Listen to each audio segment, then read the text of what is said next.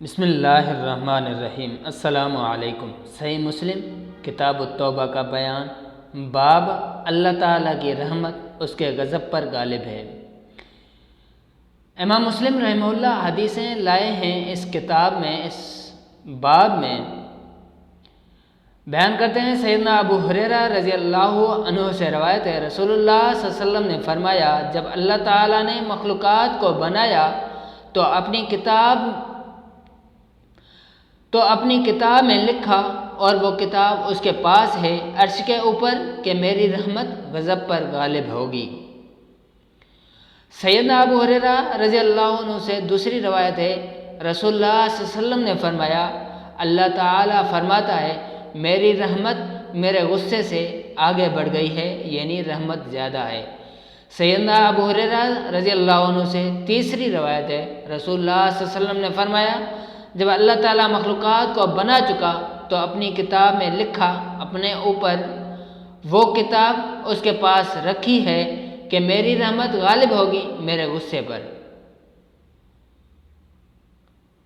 امام مسلم رحمہ اللہ چوتھی حدیث روایت کرتے ہیں ابو ہریرہ رضی اللہ عنہ سے، کہ ابو ہریرہ رضی اللہ عنہ بیان کرتے ہیں، میں نے سنا رسول اللہ صلی اللہ علیہ وسلم سے، آپ صلی اللہ علیہ وسلم فرماتے تھے، اللہ تعالیٰ نے رحمت کے 100 حصے کیے ہیں تو 99 حصے تو اپنے پاس رکھے، اور زمین میں ایک حصہ اتارا، اسی حصے سے خلقت ایک دوسرے پر رحم کرتی ہے، یہاں تک کہ جانور اپنا کھر اٹھا لیتا ہے کہ بچے کو نہ لگ جائے۔ پانچویں حدیث لائے ہیں امام مسلم، ابو ہریرہ سے روایت کرتے ہیں، رسول اللہ صلی اللہ علیہ وسلم نے فرمایا، اللہ تعالیٰ نے 100 رحمتیں پیدا کی تو ایک ان میں سے اپنی مخلوقات کو دی، ایک کم 100 اپنے پاس چھپا رکھی۔ سیدنا ابو ہریرہ رضی اللہ عنہ سے روایت ہے، رسول اللہ صلی اللہ علیہ وسلم نے فرمایا، اللہ تعالیٰ کی 100 رحمتیں ہیں، ان میں سے ایک رحمت اتاری جنوں، آدمیوں، جانوروں اور کیڑوں میں، اسی ایک رحمت کی وجہ سے آپس میں ایک دوسرے سے محبت کرتے ہیں اور رحم کرتے ہیں، اور اسی رحمت کی وجہ سے جانور وحشی اپنے بچے سے محبت کرتا ہے۔ 99 رحمتیں اللہ تعالیٰ نے اٹھا رکھی ہیں جو اپنے بندوں پر کرے گا قیامت کے دن۔ سیدنا سلمان فارسی رضی اللہ عنہ سے روایت ہے، رسول اللہ صلی اللہ علیہ وسلم نے فرمایا، اللہ تعالیٰ کی 100 رحمتیں ہیں تو ایک رحمت کی وجہ سے خلق اللہ آپس میں رحم کرتے ہیں، اور باقی رحمتیں قیامت کے لیے ہیں۔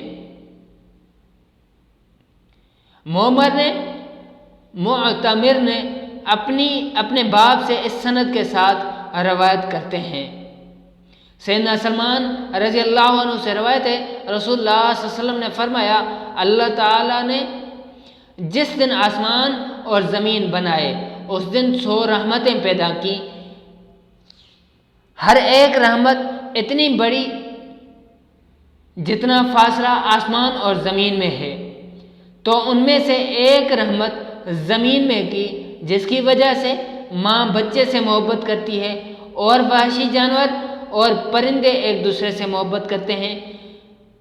پھر قیامت کے دن ہوگا، اللہ تعالیٰ اس کو پورا کرے گا اس رحمت سے۔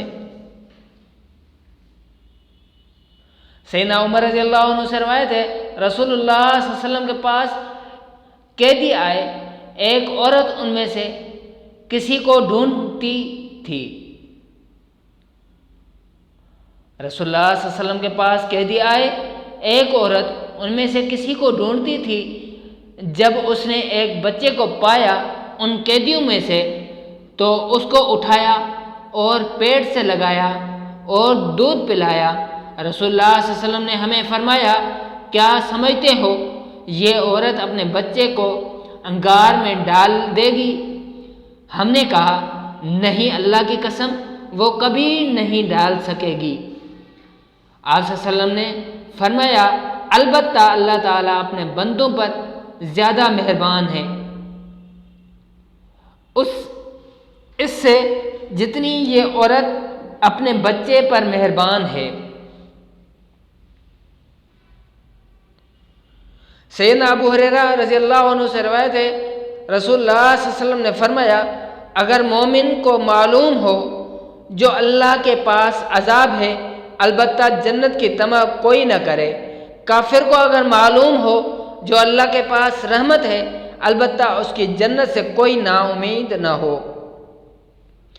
سیدنا ابو ہریرہ رضی اللہ عنہ سے روایت ہے، رسول اللہ صلی اللہ علیہ وسلم نے فرمایا، ایک شخص نے کبھی کوئی نیکی نہیں کی تھی، وہ جو مرنے لگا تو اپنے لوگوں سے بولا، مجھے جلا کر راکھ کر دینا، پھر آدھی راکھ جنگل میں اڑا دینا اور آدھی سمندر میں، کیونکہ اللہ کی قسم اگر اللہ مجھ کو پائے گا تو ایسا عذاب کرے گا کہ ویسا عذاب دنیا میں کسی کو نہیں کرنے کا۔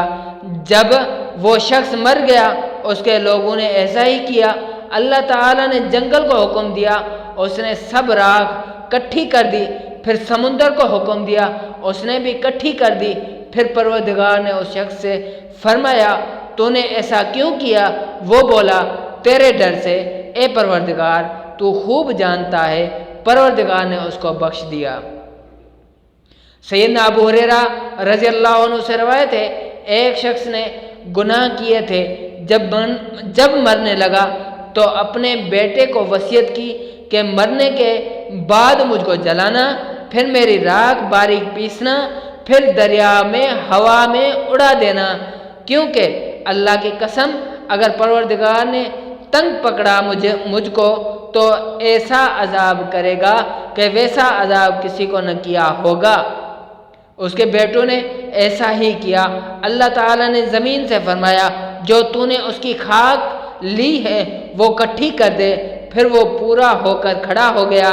اللہ تعالیٰ نے اس سے فرمایا، تو نے ایسا کیوں کیا؟ وہ بولا، تیرے ڈر سے اے پروردگار۔ پھر اللہ تعالیٰ نے اس کو بخش دیا۔ سیدنا ابو ہریرہ رضی اللہ عنہ سے روایت ہے، رسول اللہ صلی اللہ علیہ وسلم نے فرمایا، ایک عورت جہنم میں گئی ایک بلی کی سبب سے، جس کو اس نے باندھ دیا تھا، پھر نہ کھانا دیا اس کو نہ چھوڑا اس کو کہ وہ زمین کے کیڑے کھاتی، یہاں تک کہ وہ مر گئی۔ زہری رحمہ اللہ نے کہا کہ ان دونوں حدیثوں سے یہ نکلتا ہے کہ انسان کو اپنے نیک اعمال پر مغرور نہ ہونا چاہیے، نہ برائیوں کی وجہ سے مایوس ہونا چاہیے۔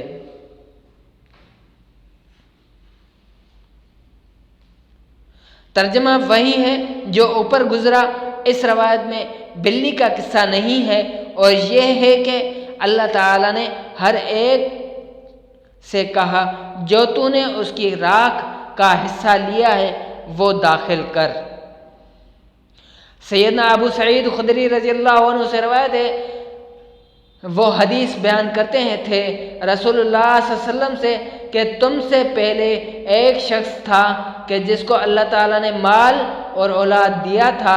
اس نے اپنی اولاد سے کہا، تم وہ کام کرنا جو میں حکم دیتا ہوں، ورنہ میں اپنے مال کا وارث اور کسی کو کر دوں گا۔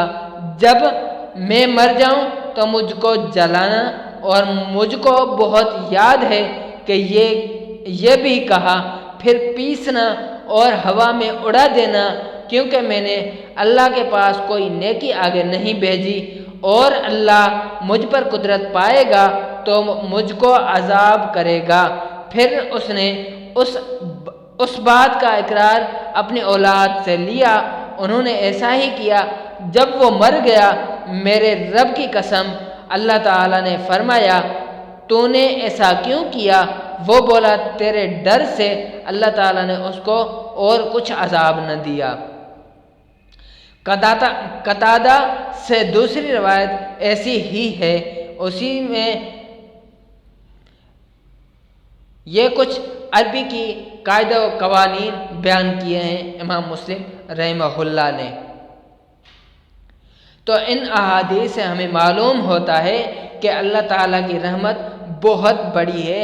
اللہ تعالیٰ کے غصے سے ہمیں نیک اعمال کرنے چاہیے، اور ان اعمال کی وجہ سے ہمیں مغرور نہ ہونا چاہیے، ہمیں غرور نہ کرنا چاہیے، ہمیں اللہ کی رحمت سے امید رکھنی چاہیے، اللہ کے عذاب سے، اللہ کے غصے سے ڈرنا چاہیے۔ ہر وقت ہم اللہ کے غصے کو یاد کرتے رہیں، اللہ تعالیٰ کے غصے سے ڈرتے رہیں۔